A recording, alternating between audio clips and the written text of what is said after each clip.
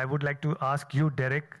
So Derek has been closely involved as the head of research in Numerous, as well as he was with Bark till some time back, and he was head of data science as well. So Derek, could you help us understand what is the potential and challenge in incorporating like more advanced metrics in this measurement space? For example, can we have attention metrics? What about co-viewing data, like how many people are watching together? And actual ad exposure versus program rating. These are just some examples I could think of, which I felt are difficult in the current situation. But if you could throw some light on what are these advanced metrics and the challenges. Sure, of course, thank you. I think before we start talking about what the actual metrics are, what's important to understand is we're going to be bringing together lots of various data sets. And that unto itself is the challenge. So if we speak about ad measurement, for example, and you spoke ad versus content, on a digital front, it's very easy to capture because most of that is measured at a second level. Whereas on linear television, there's very few countries that are doing second level content measurement or linear TV measurement. And most ad breaks can be much shorter than a minute. So how do you reconcile those two data sources? How do you bring them together so that they make sense?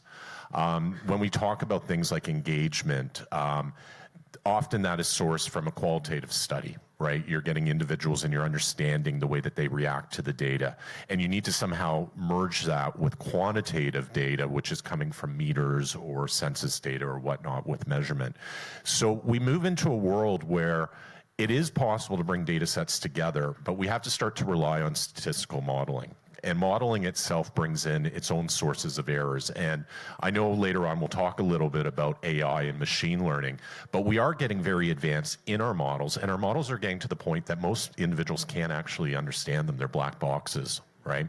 So how can we truly understand what that data is going to represent? So as a data scientist, as a programmer, as a researcher, when we're bringing that data together, we really truly need to understand all the nuances of what everything is and how exactly it gets hooked and fused together. What are those data points, and actually are they the right data points to connect the data together?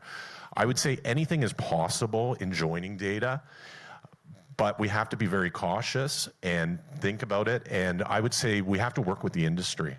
We have to get general consensus and we have to get stakeholder buy-in so that there's a common agreement on how all those metrics come together and what exactly are the metrics that are going to be used in the currency.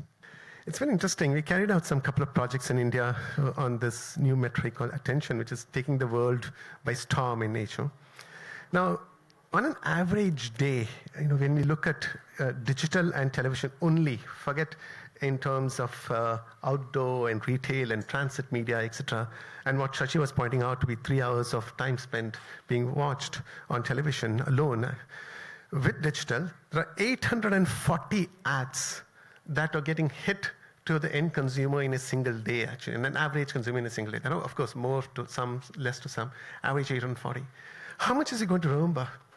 Which is why these pre-testing, etc., are very, very important. So when we look at attention metric, two things happen, actually. One is the fact that audience, sometimes, it's not that audience only engages with content, they engage with ads too. Except the ad has to be entertaining and informing in nature. So when you have ads which are communicating actually a good information to the end consumer, you have the absorption happening in along with the attention being given.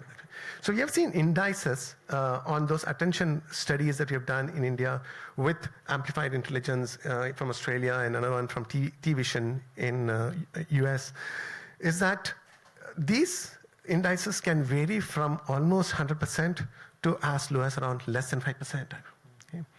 And what are the key learnings from that? One is that clutter affects. So if you bunch an ads across a huge clutter of ads, you're wiped out actually.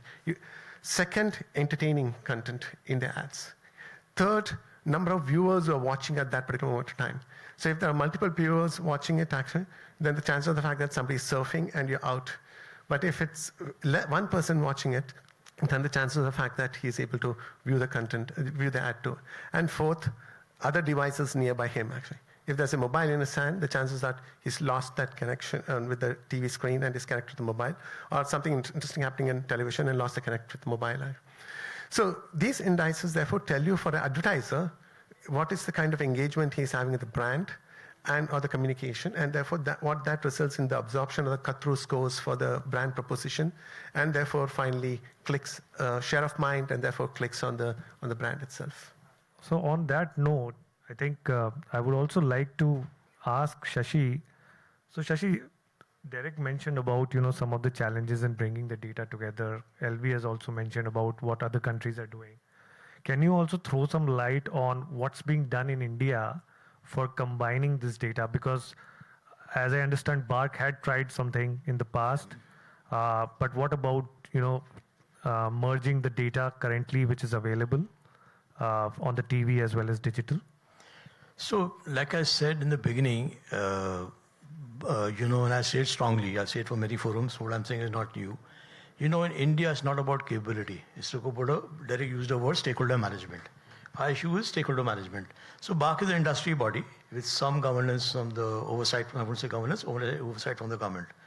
So obviously we have to get it together. For just to give you a small example, and I say this, many people in the room may know, some may not know.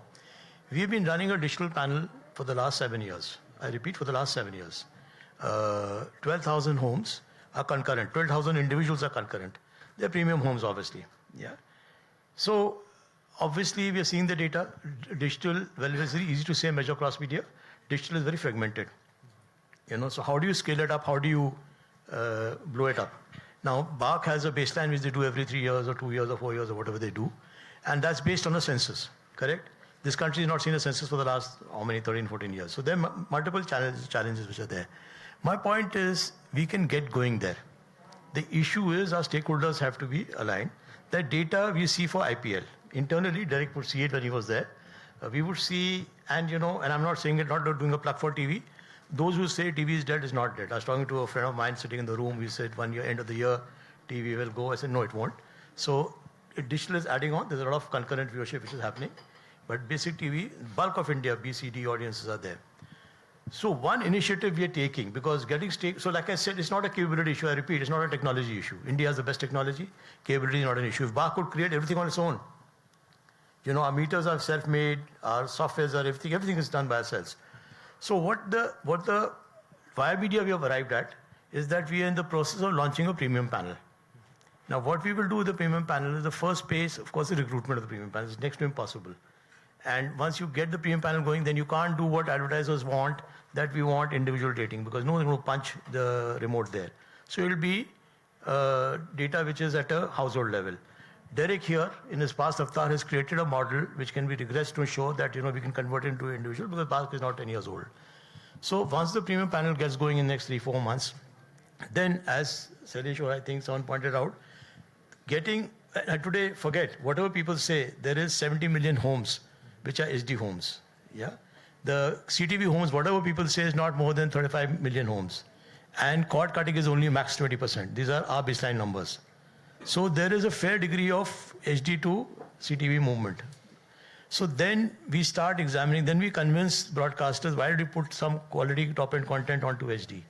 And then the next stage is to ensure we measure CTV and linear TV together. So this is a journey. The journey cannot be accelerated, not because of lack of technology or capability, cannot be accelerated because you have to align stakeholders. They have to dip their feet, they have to see what the results are, then we move on. Then the answer to a simple question you asked. Yeah, thanks for bringing those challenges out. Thank you very much. And now I'll come to you, Johannes. So Johannes, you are the, I think, only person on the panel representing a broadcaster. You're heading public TV in Armenia. So what we have discussed so far is about data collection.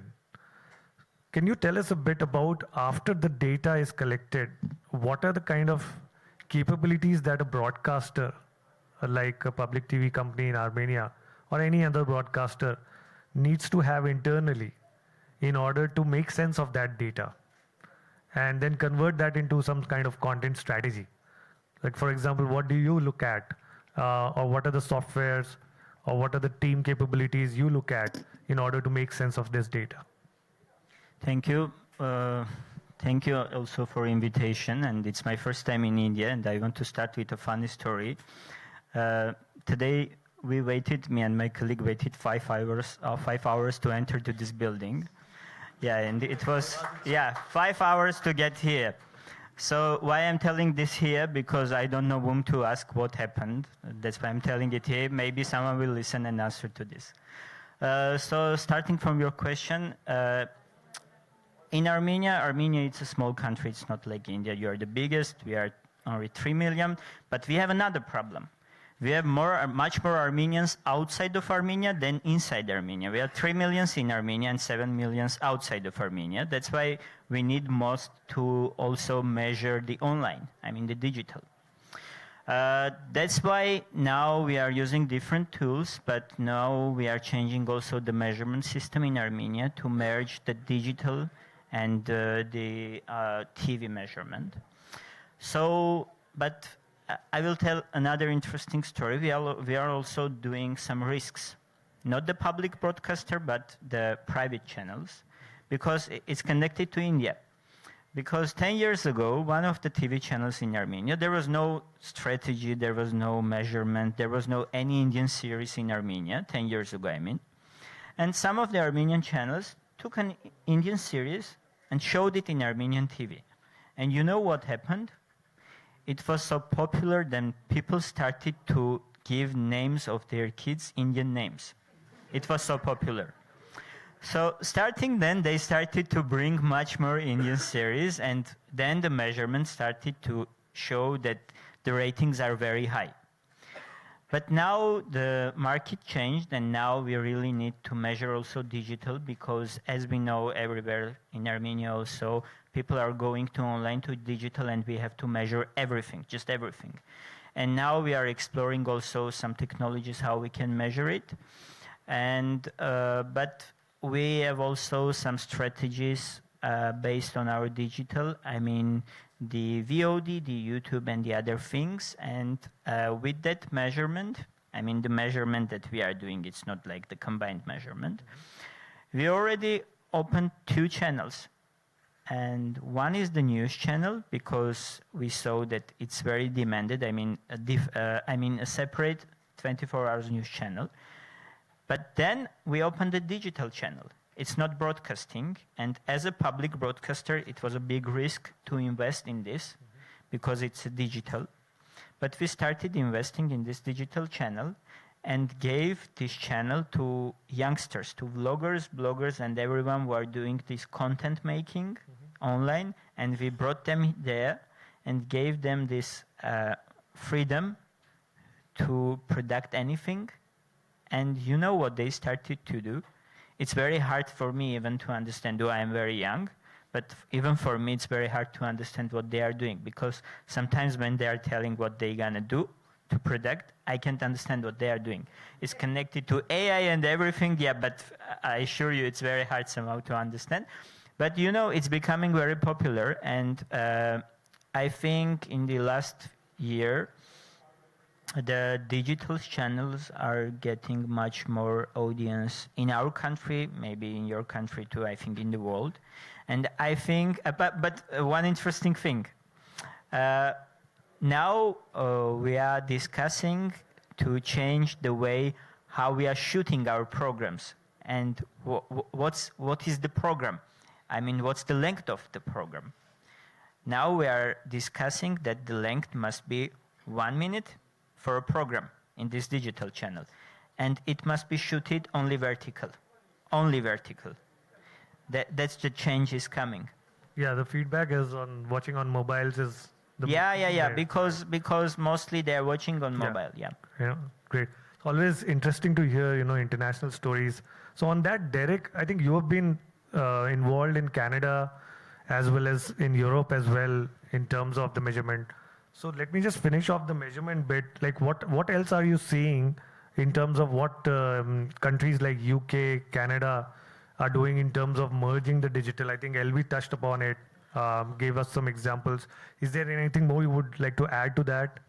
So there's actually quite a few countries that are working on cross-platform measurement right now, so both linear and digital. But it is a fairly small number, and I'll get to why later. And LV spoke about the UK and the US, so I'll start with those two as an example. The UK, you have Project Dovetail, which is run by BARB, which is the equivalent of BARC there. It's a joint industry body. It's backed by the broadcasters. And then you have Project Origin, on the other hand, which is run by ISBA, which is the Society of British Advertisers, and is backed by the advertisers. So there's two different cross-media measurement solutions coming out in the UK right now. And the linear TV component for both of them is different. Now, the digital component, because we're using census data often in measurement, will be similar, but there's going to be mismatches when you talk about deduplicated audience, which is a very important metric for programmers. When we move over to the US, we see the exact same scenario. So Nielsen, with their Nielsen One system, is producing cross-platform measurement, but again, backed by the broadcasters. And then you have the ANA project, which is measuring the same thing, backed by the advertisers. Other countries, so Canada, for example, this September we're launching our national cross-platform measurement system. It's a common system, and it's created by the JIG there, the joint industry body there. So it's backed by both the advertisers and the broadcasters. Similarly, in France, Médiamétrie, they have a single system coming out. And why I'm talking about this is I think it's very important to understand that, you know, there's a risk when you have multiple measurements out there. It creates confusion, both for the advertisers, both for the programmers, for anybody using the data, because each data source inherently, when you have components of samples, they're going to tell you a different story. So which one is the correct story? So really, I mean, my perspective for any industry, the best path forward is a single currency. And that can only happen when both the advertisers and the broadcasters, both sides of the equation of the industry, are cooperating, collaborating, and working together. If I speak of the Canadian project in particular, it was first envisioned back in 2014, and the work started in 2016. It's only launching in 2025. It wasn't that as an industry or as a JIG, Numeris was not capable of moving quickly, but it was rather that the approach was to be collaborative with the industry and get all that buy-in from all the various stakeholders and all of their inputs and ensure that the system is meeting all of their needs. So it's only really through collaboration that we see these single systems. And I think that's why many other countries don't have a solution in place yet, and Shashi spoke about it perfectly. I mean, India has the capabilities. There's no reason it can't be here. Most countries do. It's not, you know, brand new phrase that we're doing here. We know how to measure cross-platform. It's simply getting the industry to stand behind it and getting the industry to agree exactly what it's going to be, how it's going to measure, and how the data is going to be presented. I can't miss this opportunity. There can't be a better occasion where Derek is here. And no offense meant, you know. So Derek, if you've seen what you've done, you run BARC for a long time. Whatever you said, we said used to be right. Now you've seen the world. You've done it in Canada. What would you recommend for India for cross-media measurement? I think it's question of cross-media. What would you say?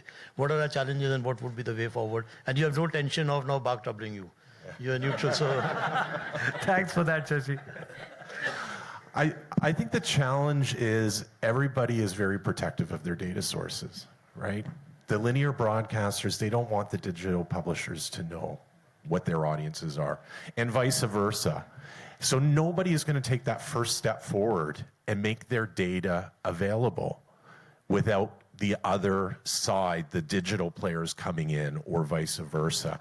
Similarly, the more traditional linear broadcasters are a little bit more nervous that all of a sudden if we start looking at deduplicated audiences, oh, are we going to lose our lunch money to the digital players? Is that going to hurt us? We don't want the digital players to see what we're doing. The reality is any systems, Shashi, you're not going to get everybody involved at once. So waiting and saying we won't launch until we have every publisher and every broadcaster involved is a recipe for disaster. So I think the industry has to take a chance and has to start moving forward with the solution. And it's, you know, to go back to the movie Field of Dreams, if you build it, they will come, right? I think that's the only way progress is going to be made. And when we see the data, and Shashi spoke about the digital panel at BARC, TV is very healthy. And digital is a complement to TV. Certainly there's certain audiences that prefer digital. There's other audiences that prefer linear. And it is important for everybody, the programmers, the advertisers, to understand that, because they are niche targets and niche groups that we want to go after. And that's why something like a deduplicated reach is so important. But I think you need to put some trust in what's going to happen and move forward, because alternately what's happening now is everybody's producing their own ratings, everybody's producing their own numbers, and there's so much data out there, so much noise, and nothing is apples to apples. How does anybody operate in that situation? True, especially with, Apologies, Nalin, for yeah. my apologies for this. No worries, no worries. I think what we're seeing also is a growth of AWOD. I think because advertisers will ask for a common currency, hopefully there is light at the end of the tunnel and we can have all the stakeholders to agree on that, right? So now I want to move to, the translation of these complex measurement data. And because I think all of us in the audience would be curious to know that once you have all this data from TV, from digital, we have the set-top box data, we have device data from mobiles, from other screens as well. We have SDK data. How do we make sense of all this data? So can you give us some examples of how broadcasters, advertisers, they are making use of systems in your experience, and give us one example of how this data was used for content strategy. So I'll start with you, LV, and then we'll move across the board. Interesting, actually. When it comes to data usage cases, actually, it's innumerable in nature.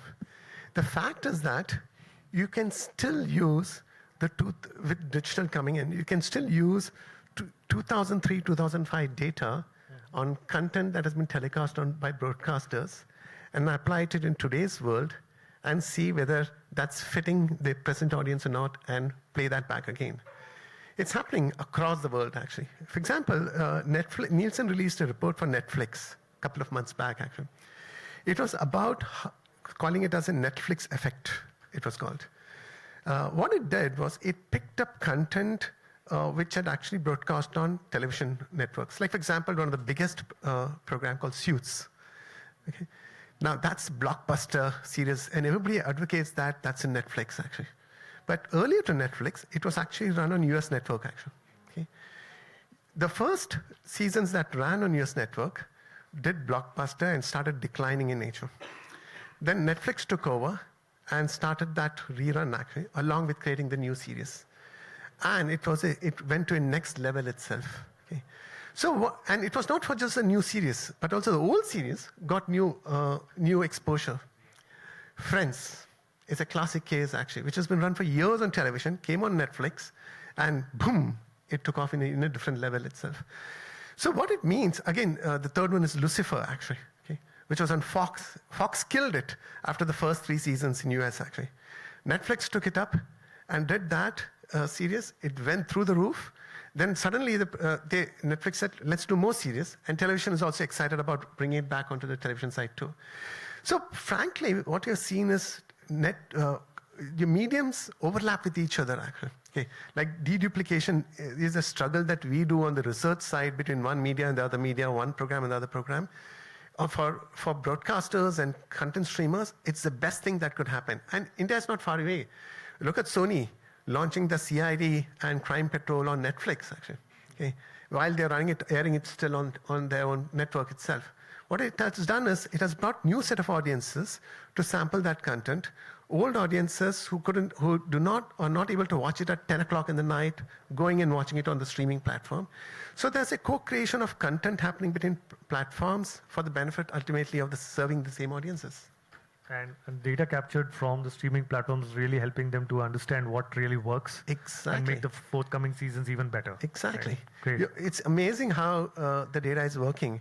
You can actually see on the Android box data, which is actually connected to the streaming platform, okay. And movement between linear data, linear viewing, and your streaming content, okay. Streaming platform. Mm-hmm. And that, when we look at it, on an average, lifts up the audience reach for the broadcast channel by 15%, actually. Oh. Okay, 10 to 15% range. Okay. So that's enormously powerful for advertisers to latch on. So okay. Eventually what will happen is advertisers which are now alienating themselves with one channel or one network, one platform, streaming platform, etc., we start looking and saying the fact that, hey, it's an audience which is transcending multiple same programs across multiple platforms. So I should get hooked onto one content and sponsor that so that I'm visible in whichever platform the audience is watching it in, I'm visible in nature. So advertisers, it's like an IPL actually. They don't look at cricket. They look at IPL as a brand, as a top priority, and wherever that content is available on IPL, I'm visible on it. So whichever audience sees the IPL on whichever platform, my message goes through. Excellent example. Thanks for sharing that, LV.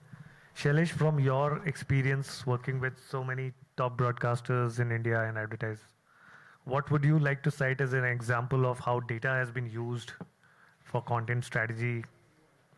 Yeah, I think I would answer that separately for streaming and television because they're so different because one is being measured and one is still operating in this, as Derek said, different data points, different claims. In streaming, I think one of the bigger challenges all platforms are facing is that while they have very high quality granular data of their own users, they pretty much have no real data of non-users. So if I'm a Netflix, I may have certain million subscribers, but the OTT market in India is 550 million, 600 million. A lot of that is AWOD.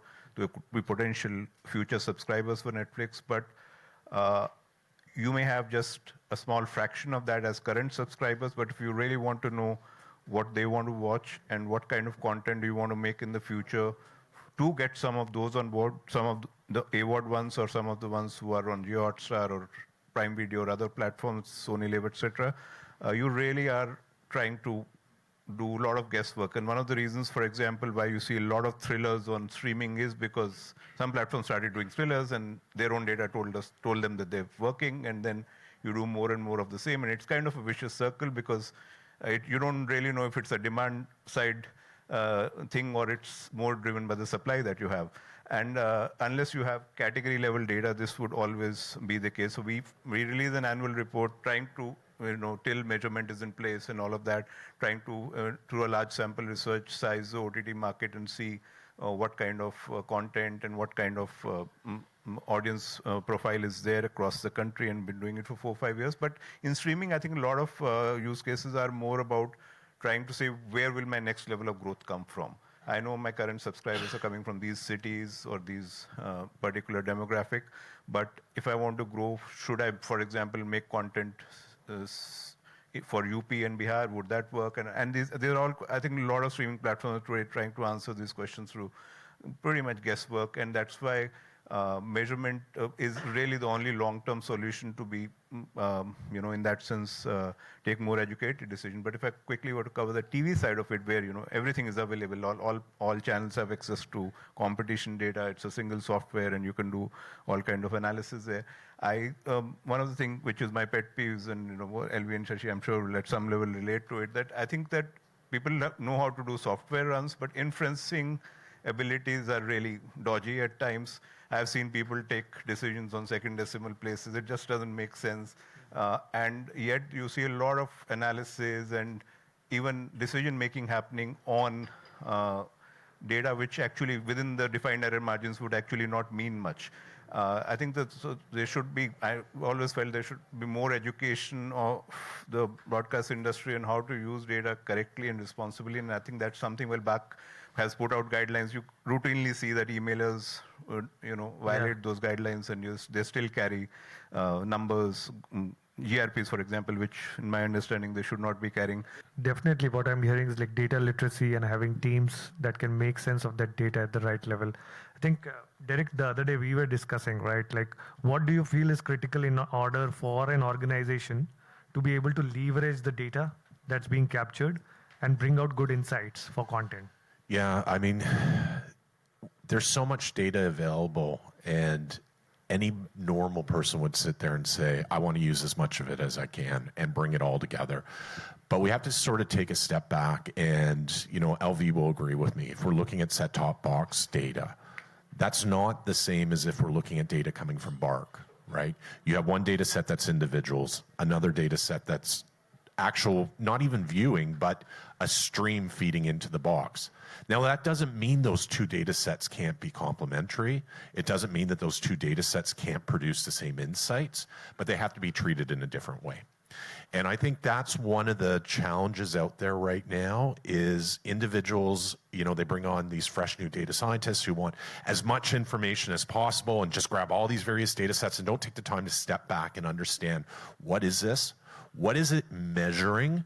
What do I need to do to transform this data so it's all speaking the same language and giving me the same information? And it's only once we do that that all of a sudden we get incredible power and incredible abilities to improve our programming, to improve our ad placement and all that sort of stuff.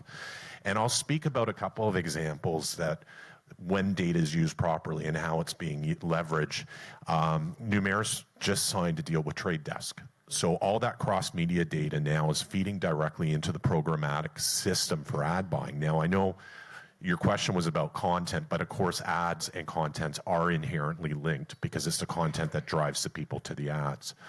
So that data now, because you're getting the view on both linear TV as well as digital video, you're able to do mixed model placements across both data sets. You're also able to build out, Trade Desk has a very effective system. You're able to build out personas and actually trade or target or program around personas. The other example I wanted to speak about is something that happened in France. So Médiamétrie, they did have a more rudimentary cross-media measurement system out there, currently being revamped. And something quite interesting is happening, and it was only because they were able to see the two data sets together. The French broadcasters have something that they call preview. So a brand new series comes on or a new season of an existing series, and before the linear TV launch date, which is the big launch of the program, they will actually drop the first 3 episodes 2 or 3 weeks earlier on a digital platform, and they call that preview. And most traditional programmers think this is crazy. You're going to screw up my program launch here because half the audience may have already seen it. It actually drove up engagement and drove up the audiences. And now this is very common practice in France to do this preview, drop the first 2 episodes many weeks before the linear launch date. So that was only possible because the data was leveraged properly and brought together correctly. Excellent. Shashi and Hovhannes, do you have any examples that you have come across of companies, leveraging the data and maybe making a content strategy which was like there are many examples, but I'll give you one large thought which I leave behind as far as leveraging. You see, if there's no data, there will be no IPL. Look at IPL where it started, and you were a consulting person. See the valuation of IPL, see the money coming into IPL in ADEX, see not only the valuation, see the money going to IPL because the broadcaster is paying. All that is because of the data. Where otherwise, in whatever 18 years of IPL, whatever number of years, it would not have gone to the scale.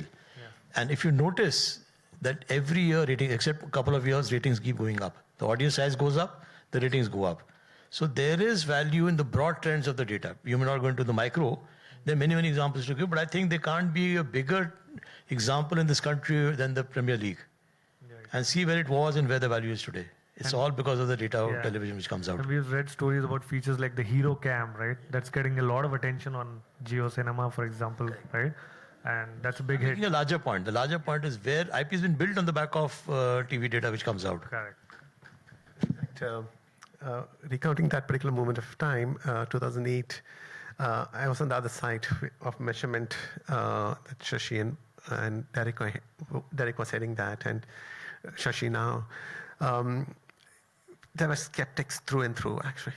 Okay, IPL 2008, before the first day, everybody said the fact that it will never measure on the yardstick, because who was wanting to watch cricket between teams, local franchisees, who are private owners, actually? They said audience will only watch countries fighting it out. Okay, and then the first match happened in Bangalore. KKR was Royal Challengers Bangalore with Brendan McCullum hitting that 180 at one stroke itself. The next day, the data came out. It was higher than the numbers that Brendan McCullum scored, actually. And IPL never looked back from there onwards. So Lalit was ecstatic when he actually saw the numbers and said, "This is what I aimed for." Great. It's come a long way for sure. Hannes, do you have any example to share? I wanted to talk about the advertising part of this SIM because now still we are waiting for the merged measurement. So we don't have the data, but we have separate data for digital and separate data for linear TV. So, but we have a big problem now with the advertisement and the advertisers because mostly in our country they don't believe the digital. So maybe mostly they are elders, that's why they give advertisement to linear TV and they don't want to give to digital because they don't believe these numbers, they don't believe anything and they think that no one watches it. I'm talking about the most part. So that's why I'm waiting for the merged measurement to understand what it will be then. Because now, for example, we have 99% of advertisement in linear TV, and it's smaller than 1% in digital. It's smaller. And the problem is that mostly they don't believe this content and they don't believe the numbers there, and that's one of our problems going digital. But when you are watching to the numbers, it's increasing.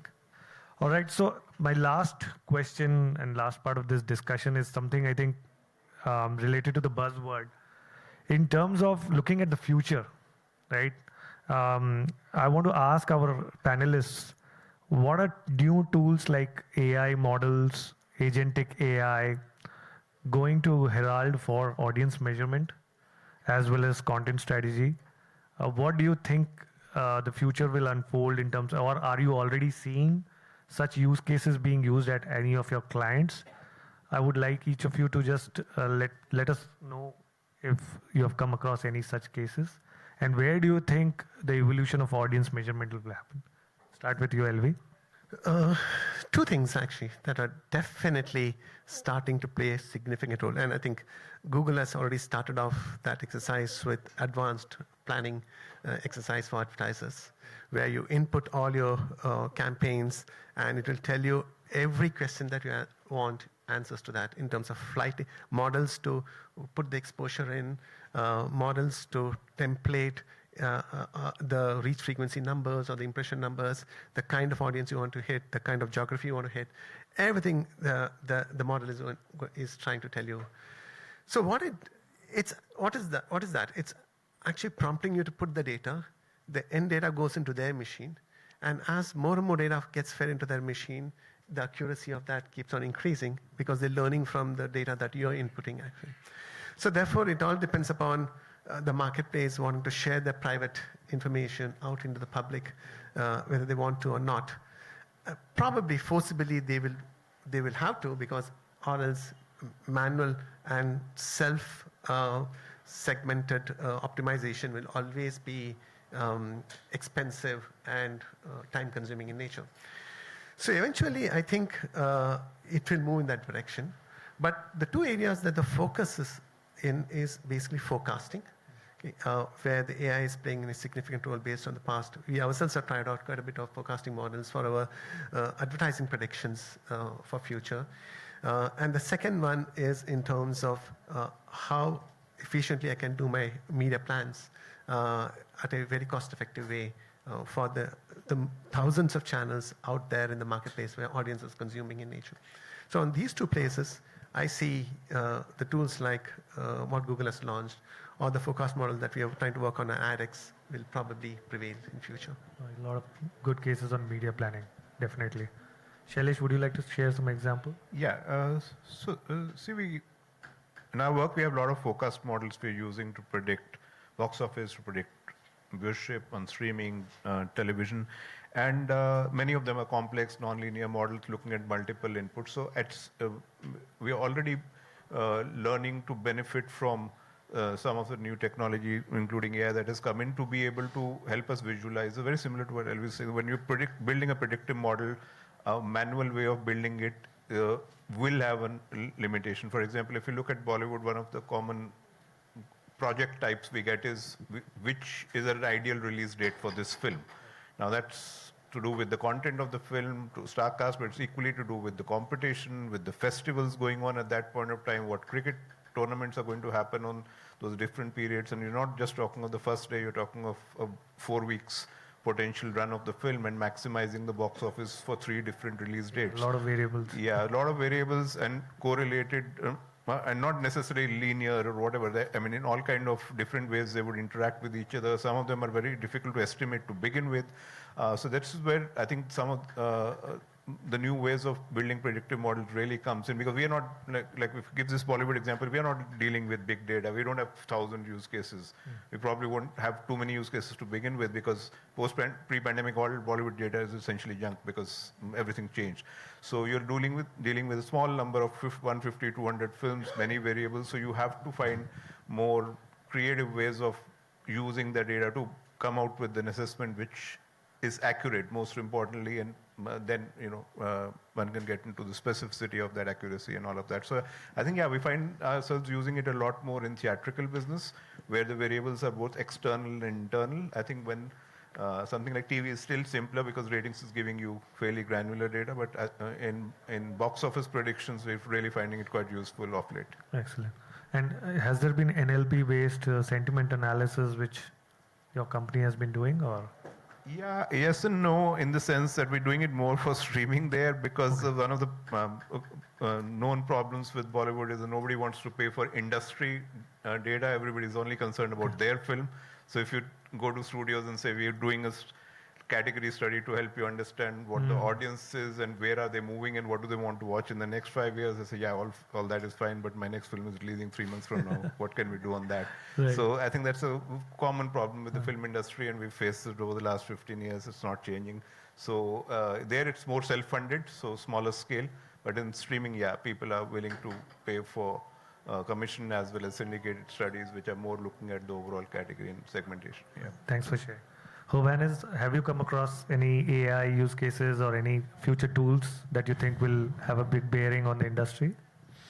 We are using AI mostly in production. So, I mean, we are giving the data and getting some ideas from AI, and we are using only on that way because now we are changing the measurement system, as I told you. Yeah.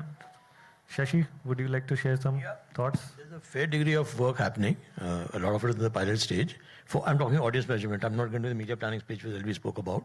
So there's a fair degree of work happening there, and especially in the predictive space when we do modeling with direct action, when we start doing household data and we start bringing it to individual. So all that is happening there. My larger point, I want to use this platform to say those are moving parts. The larger issue of stakeholder management is what will drive this audience measurement in this country. We wish AI could help with that, but we are a long way off that.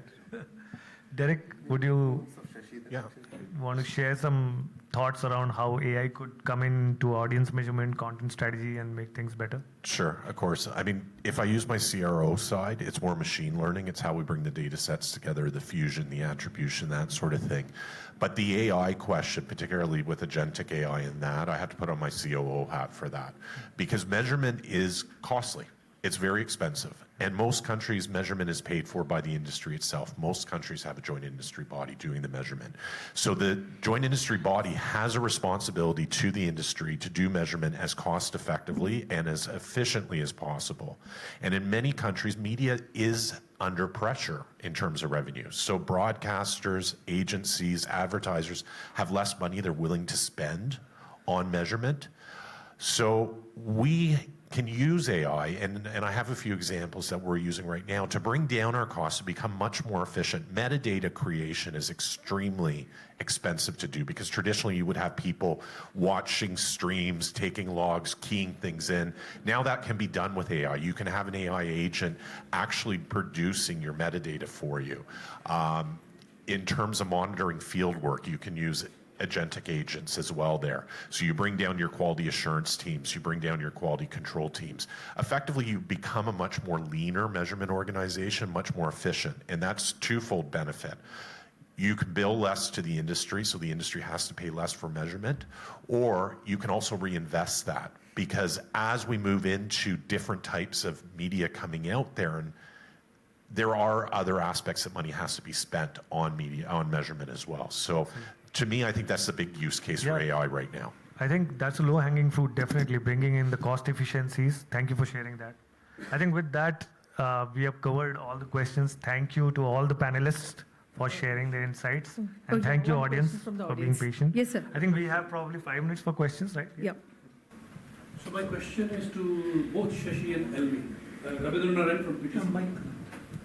My question is, what prevents you both from writing to the government of India to make it mandatory for all streaming platforms and OTT players to provide their API to you, so that you get all the audience data that they are hiding right now, and which is freely available.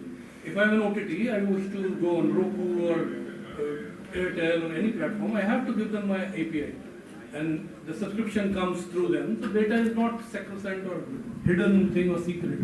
So why can't that data be provided in an official manner to the measurement agency, which can then make a content rating point instead of linear TV rating point? So TRPs can then become CRP, the content will get its due, and the ratings will then become more sensible, and no investment is needed, no meter need to be installed. Every box, every cable box, every DTH box, every mobile phone, every TV is now addressable.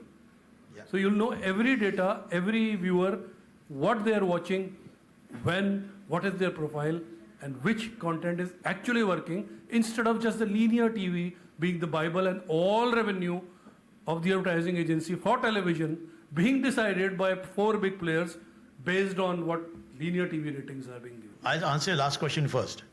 So the 4 big players will change to 1 player on the linear TV plus digital side and 1 big player on the digital side.